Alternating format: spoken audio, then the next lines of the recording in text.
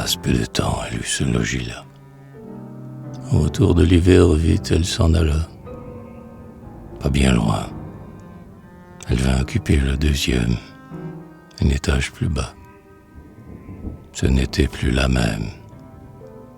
Oh non, déjà le ver se cachait dans la fleur, et l'oiseau gémissait aux mains de l'oiseleur. Pauvre fille, elle avait jeté son âme d'ange au vice, comme on jette une perle à la fange. Il faut pourtant la plaindre.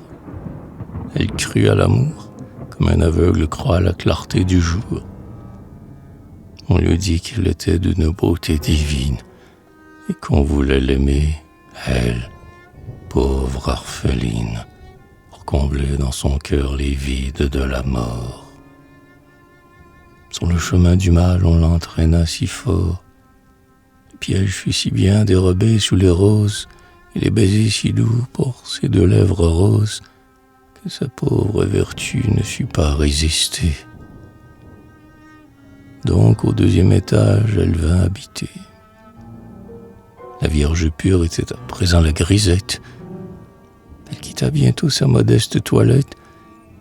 Plus de mouchoirs de laine et plus de bonnets blancs, mais un petit fichu qu'on noue avec talent, un chapeau gracieux et des robes de soie. Et malgré tout cela, pour elle plus de joie. Elle essayait encore de travailler le jour, et puis la nuit venait, nuit de chant et d'amour.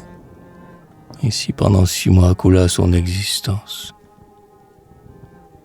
Reportant sa pensée au jour de son enfance, elle avait bien des fois de déchirants remords, en ayant souvenir de ses vieux parents morts, lui répétant jadis d'être honnête sans cesse, qui, s'ils vivaient encore, maudiraient leur vieillesse.